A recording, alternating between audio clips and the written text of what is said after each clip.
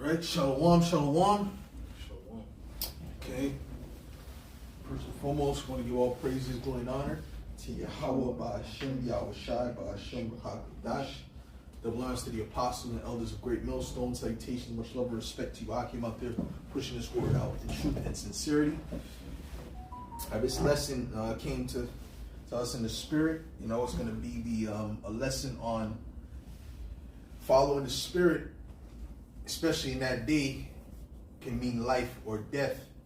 We're going to go into a few examples in the scriptures to show you, you know, where that's exactly what it meant. All right? And how important it is not to be simple, man, but to be circumspect and use wisdom. Okay?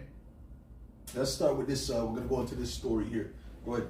All right, this is the book of 1 Kings, chapter 13, and verse 6. And the king answered and said unto the men of God, unto the men of the Most High, entreat now the face of the Lord thy power, and pray for me that my hand may be restored me again. And the men of the Most High besought the Lord, and the king's hand were restored him again, and became as it was before. And the king said unto the men of the Most High, come home with me, and refresh thyself, and I will give thee a reward. The men of the Most High said unto the king, if thou wilt give me half thine house, I will not go in with thee, neither will I eat bread nor drink water in this place. For so it was charged me by the word of the Lord, saying, eat no bread, nor drink water, nor turn again by the same way that thou camest. So he went another way, and returned not by the way that he came to Bethel. So the Most High told him, listen, go straight to this place and don't go any way. Don't go into anyone's house. Don't stop for anything. Just keep going to this place. That was the charge that the Most High gave. Go ahead. Verse 11, now there dwelt an old prophet in Bethel, and his sons came and told him all the words that the men of the Most High had done that day in Bethel, the words which he had spoken unto the king. Then they told also to their father. And their father said unto them, what way went he? For his sons had seen what way the men of the Most High went, which came from Judah. And he said unto his sons, saddle me the ass. So they saddled him the ass, and he rode thereon, and went after the men of the Most High, and found him sitting under an oak. And he said unto him, art thou the man of the Most High that came from Judah? And he said, I am. Then he said unto him, come home with me, and eat bread. And he said, I may not return with thee, nor go in with thee, neither will I eat bread nor drink water with thee in this place. For it was said to me by the word of Yahweh, thou shalt eat no bread nor drink water there, nor turn again to go by the way that thou camest. He said unto him, I am a prophet also as thou art, and an angel spake unto me by the word of the Lord. So this was also a prophet. Okay, so the prophet was trying to entice him to come in to his house. Okay, saying that the Lord told him that you know what, change of plan, come into my house. Go ahead. He said unto him, I am a prophet also as thou art, and an angel spake unto me by the word of the Lord, saying, bring him back with thee into thine house, that he may eat bread and drink water. But he lied unto him. Yeah, we know, and if he was in the spirit, he would know that he's lying. Why? Well, let me get it. This is Malachi 3 and verse 6. It says, for I am Yahweh, I change not, therefore ye sons of Jacob are not consumed. But the Lord is not a man that he should lie, nor the son of man that he should repent. So if he tells you to do something, that's what he wants you to do. Okay, so he should have knew that. Nah, the Lord's not going to tell me to do something and then switch while I'm in the middle of doing what he told me to do. Okay? But you see, that's the thing. He was being simple. He was not being in the spirit. That's why we got to be in the spirit at all times, as much as possible, man. Now let's see what happened to this man, this prophet. And this was a man of the Lord, eh? This wasn't no regular two-third nigga. This was a man of the Lord. It tells you that. Go ahead. Verse 19. So he went back with him, and did eat bread in his house, and drank water. And it came to pass, as they sat at the table, that the word of the Lord came unto the prophet that brought him back. And he cried unto the men of the Most High that came from Judah, saying, Thus saith Yahweh, for as much as thou hast disobeyed the mouth of the Lord, and hast not kept the commandment which the Lord thy power commanded thee, but camest back, and hast eaten bread and drunk water in the place of the which the Lord did say to thee, eat no bread and drink no water, thy carcass shall not come unto the sepulchre of thy fathers. See that? So ultimately, that same prophet, the Spirit got on him to curse him out for listening to him. So that was all a test. That was all a test. Okay? And it was written for our learning to know, to be constantly in the Spirit. You got something? Yeah, come. Go ahead. This is the book of Romans, chapter 15 and verse 4. For whatsoever things were written aforetime were written for our learning, that we through patience and comfort of the scriptures might have hope. That's it. Back to 1 Kings 13 and 23. And it came to pass, after he had eaten bread and after he had drunk, that he saddled for him the ass to whip for the prophet whom he had brought back. And when he was gone, a lion met him by the way and slew him.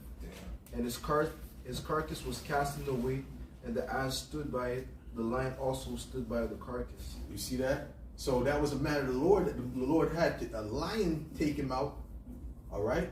Maul him to death because what? Because he disobeyed him. He wasn't in the Spirit. Go ahead. Go ahead. This is the book of 1 Samuel chapter 15 and verse 22. And Samuel said, hath Yahweh Bashim Yahushua as great delight in burnt offerings and sacrifices, as in obeying the voice of the Lord?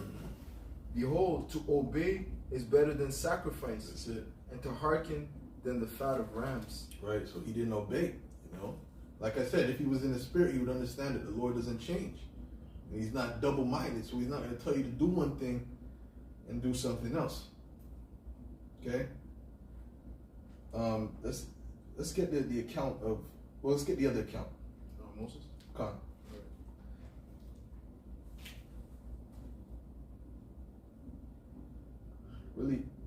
Really, you know what? Let's get Josiah. Let's get Josiah. The lion. The Josiah, after the Passover, there was the war.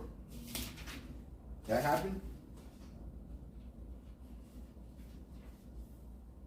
Because that's another good example. Because Josiah wasn't wicked. Sometimes brothers, people are Josiah like he was wicked. Josiah wasn't actually wicked. He was actually a righteous man. A man of the Lord, but he wasn't in the Spirit at that particular time. He was being simple. It even says that in Wisdom of Solomon, it speaks about Josiah.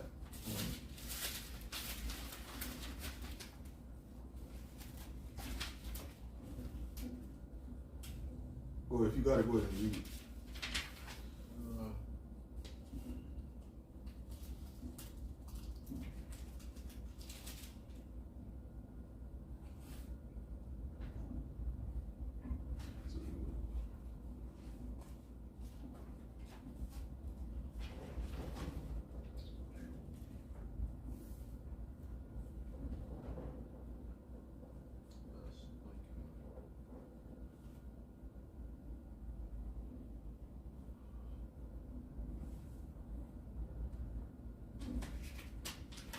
Got it? Okay, hold on, give me a second. I want to find this deal with okay, this is Ecclesiasticus 49 and verse 1. It says, the remembrance of Josias is like the composition of the perfume that is made by the art of the apothecary. It is sweet as honey in all mouths, and as music at a banquet of wine. He behaved himself uprightly in the conversion, of the people, and took away the abominations of iniquity, because he was one of those righteous kings. Okay, but like I said, he was being simple at that particular time. Okay, it says he directed his heart unto the Lord, and in the time of the ungodly he established the worship of the Most High. All except David and Hezekiah and Josiah were defective, for they forsook the law of the Most High. Even the kings of Judah failed. Therefore he gave their power unto others. Right. So he was one of the three righteous kings. Okay. But besides Solomon was obviously a righteous king, but one of the ones that just kept on the path. Okay. Because remember, King Solomon at the end, he turned. Right. He turned based upon his women. So they're saying he was one of the kings who remained righteous unto the end. It says, therefore he gave their power, therefore he gave their power unto others, and their glory to a strange nation. Right? Right, because of the kings. But let me read number 4 again. It says, all except David and Hezekiah and Josiah were defective, for they forsook the law of the Most High. Even the kings of Judah failed. Right? So Josiah was a righteous king, was a righteous man of the Lord. Okay? If he was here today, he'd be in the truth. Okay? But the thing is, he was being simple. This is another example for us, man. Go ahead. All right, this is 2 Chronicles chapter 35 and verse 17. And the children of Israel that were present kept the Passover at that time, and the feast of unleavened bread 7 days. And there was no Passover to that kept in Israel from the days of Samuel the prophet. Neither did all the kings of Israel keep such a Passover as Josiah kept, and the priests and the Levites and all Judah and Israel that were present, and the inhabitants of Jerusalem. Right, so you got a lot of Israelite groups that use Josiah's Passover, right? Which he was bringing them back to the law, statutes, and commandments, so it was like a great celebration, all right, at that particular time. They'll use that and say, oh, see, this is why we have big parties and go to the club and have a grand old time at the Passover. Now, although really it's supposed to be a solemn assembly. And number 2, it's Yahweh Shai said every time we eat this bread and this lamb, we're supposed to do it in remembrance of him, which is not a happy-go-lucky time. It wasn't a happy-go-lucky time for him, man. Okay, it was a very crucial time. It was a lot of suffering, a lot of grief, a lot of sorrow of heart, persecution. But they don't keep that in mind because they're not in the spirit. All right? You got something?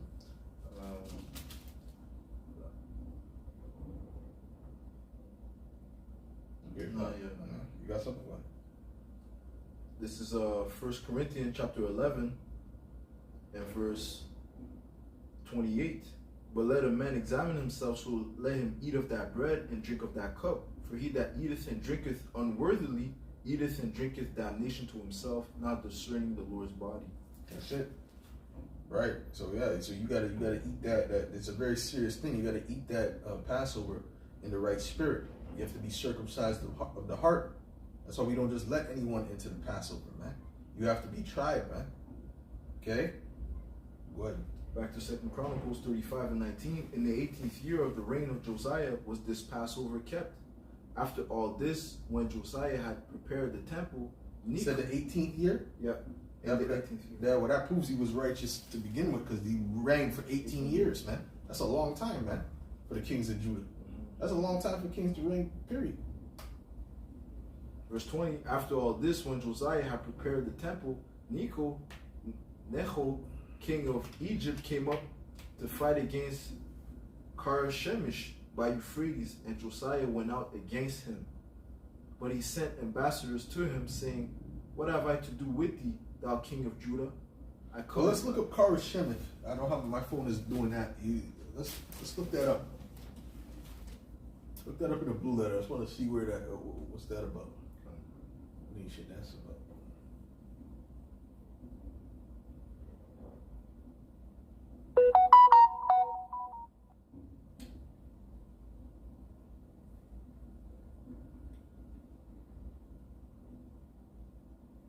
Shalom to you, Akim, on the comment board. Shalom. The water for that's Brother Machaya. Yes, sir. Yes, sir. Shalom. To you, Akimi, Akwath. All right. Keep them scriptures coming, man. All right. So Go ahead, bro. Carchemish is a fortress of Shemash, a Hittite capital northeast of Israel on the Euphrates River, captured by Pharaoh Necho and then from him by Nebuchadnezzar. Okay, so that's where the Hittites were at. Okay. Go ahead. It says, verse 21. Which was right there where Israel was at. You see what I'm saying? So his mindset might have been like, yo, you coming too close to where I'm at, you know? But he wasn't in the spirit because the Lord, because even what he told him, well, keep going. All right. What he told him should have solidified it for him. Go ahead. 2 Chronicles 35 and verse 21. But he sent ambassadors to him, saying, what have I to do with thee, thou king of Judah? I come not against thee this day, but against the house wherewith I have war. For the Most High commanded me to make haste. Forbear thee from meddling with the Most High, who is with me, that he destroy thee not. Nevertheless, Josiah would not turn his face from him, but disguised himself, that he might fight with him, and hearken not unto the words of Necho from the mouth of the Most High. And then that's it. All right? He didn't hearken unto that. He should have just let that be in the spirit. Okay? He was trying to force the course of the water. You see? You can't do your own will. How about Shemal Shai's will be done, man? That's right. You see? So even with the whole sea hip and all these things get ready to happen, we're not trying to stop these things. These things, I'm hoping these things come faster because then that's sooner that will be delivered, man. Okay? We're not looking to stop this stuff, man. This is good. There's no World War III, that's good. Because guess what? That's closer to the end of this place. And that's the will of Yahweh Hashem Yahushua. Jacob's trouble, which is trouble, is going to be trouble for us too. But guess what? We have Yahweh Hashem Yahushua on our side. So we're not looking to stop that. The persecution. We're not looking to stop that because it has to. These things must come. Go ahead, bro. This is the book of Proverbs chapter 16 and verse 2. All the ways of a man are clean in his own eyes, but the Lord weigheth the spirits. Yeah. Right with that. That was that. Well, you didn't get to the point where you got put to death. Right. So it reads verse 20, back to 2 Chronicles 35 and 22. Nevertheless, Josiah would not turn his face from him, but disguised himself that he might fight with him, and hearkened not unto the words of Necho from the mouth of the Most High, and came to fight in the valley of Megiddo. And the archers shot at King Josiah, and the king said to him. And the scriptures also say to not meddle not in other men's affairs. You understand? He was meddling in someone else's affair. That had nothing to do with him, man. That's right. Go ahead. It says here, and the archers shot at King Josiah, and the king said to his servants, have me away, for I am sore wounded. His servants therefore took him out of that chariot and put him in the second chariot that he had, and they brought him to Jerusalem, and he died and was buried in one of the sepulchres of his fathers, and all Judah and Jerusalem mourned for Josiah. That's it. See, so he was put to death, you know, but he was still a righteous king. He was still a upright man overall, but he went off. See? And like the times we're coming into, you can't afford to be like that because that can cause you life or death. You see what I'm saying?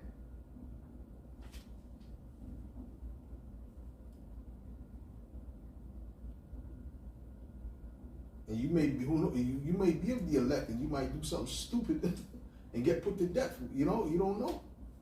All right, it have to be on the chariot first. Who knows? We don't know. Okay. But the thing is, you definitely got to be in the spirit. You definitely got to be in the spirit. It's very important.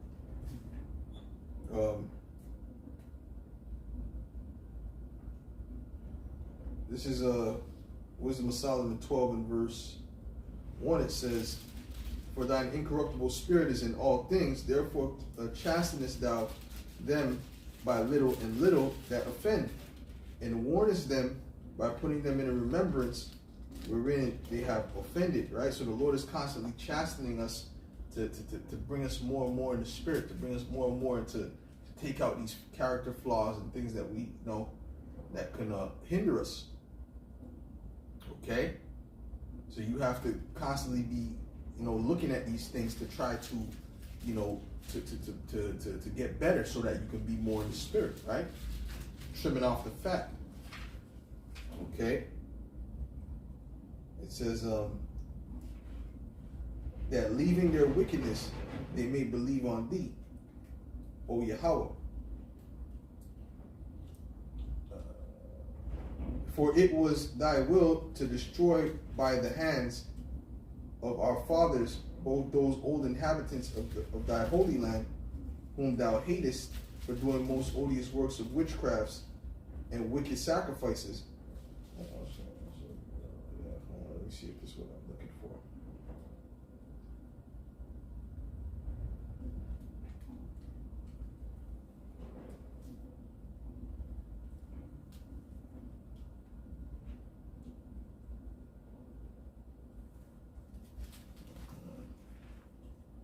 No, that's not what I was looking for. Yeah, go ahead, bro. You have something? Yeah, real quick. That's actually another event of disobedience. So this is the book of 2 Chronicles 16 and verse 1. In the 6th and 30th year of the reign of Asa, Baasha, king of Israel, came up against Judah and built Ramah to the intent that he might let none go out or come in to Asa, king of Judah. Then Asa brought out silver and gold out of the treasures of the house of the Lord and of the king's house, and sent to Ben-Hadad, king of Syria, that dwelt at Damascus, saying, there is a league between me and thee, as there was between my father and thy father. Behold, I have sent thee silver and gold. Go break thy league with Baasha, king of Israel, that he may depart from me. You see, that's what he's making a league with the king of Syria. Okay? And Ben-Hadad hearkened unto King Asa, and sent the captains of his armies against the cities of Israel. And they smote Ijon and Dan and Abel-Naim and all the sore cities of Naphtali. And it came to pass when Baasha heard it that he left off building of Ramah and let his work cease. Then Asa the king took all Judah, and they carried away the stones of Ramah and the timber thereof, wherewith Baasha was building, and they built therewith Geba and Mizpah.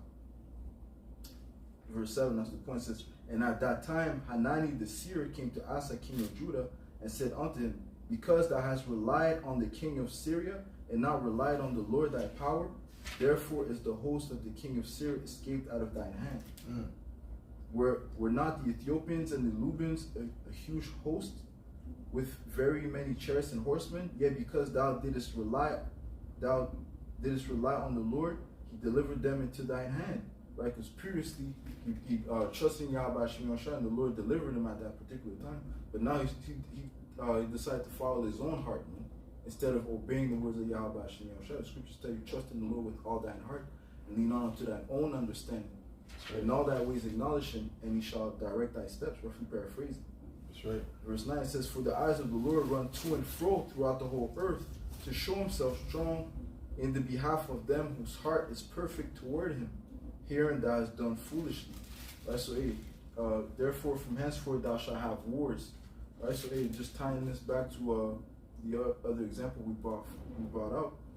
The Lord is testing your integrity, he's testing if you're trusting him. And we're approaching that time where the Lord the ultimate test is coming, man.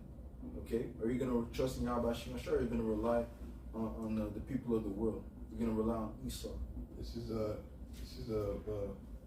Isaiah 31:1. It says, woe to them that go down to Egypt for help, and stay on horses, and trust in chariots, because they are many, and in horsemen, because they are very strong, but they look not unto the Holy One of Israel, neither seek Yahweh.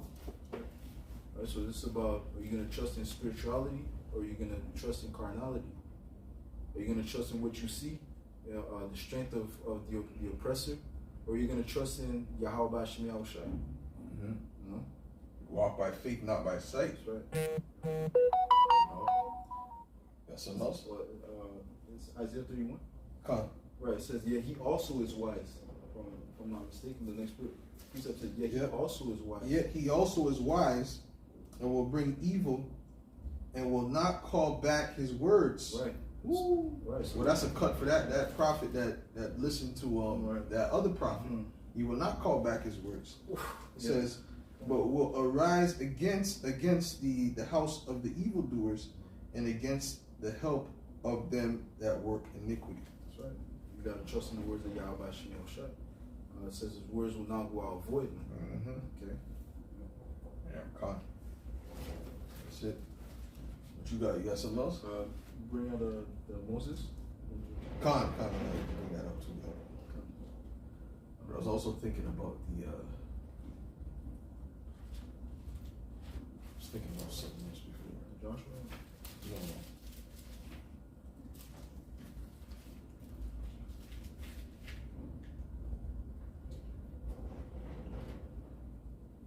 All right, this is the book of Deuteronomy 32 and verse 48. And the Lord spake unto Moses that self same day, saying, Get thee up into this mount Abarim unto Mount Nebo, which is in the land of Moab, that is over against Jericho, and behold the land of Canaan, which I give unto the children of Israel for a possession, and die in the mount whither thou goest up, and be gathered unto thy people, as Aaron thy brother died in Mount Hor, and was gathered unto his people. Because ye trespassed against me among the children of Israel at the waters of Meribah, Kadesh, in the wilderness of Zin, because ye sanctified me not in the midst of the children of Israel. Yet thou shalt see the land before thee, but thou shalt not go thither unto the land which I give to the children of Israel. Got it, bro. Right, so hey, because ultimately Moses didn't sanctify Yahweh B'Shem Yahushua when they were crying for water, where he hit that rock instead of saying that the glory comes from Yahweh B'Shem Yahushua. Yahweh B'Shem Yahushua is the one that's giving me this rock. He didn't do that. Okay, so and you always have to sanctify Yahweh B'Shem Yahushua. You always have to glorify Yahweh B'Shem Yahushua. For this cause, he wasn't given the promised land. He wasn't given the promised land. Because Yahweh Shai always sanctified Yahweh. That's right. He always said, "This is of my Father. You know, I came to do my Father's business. You know, I can do nothing of myself. You know, he always sanctified the Father." All right, bro. That's it. That's all I have. That's it on that.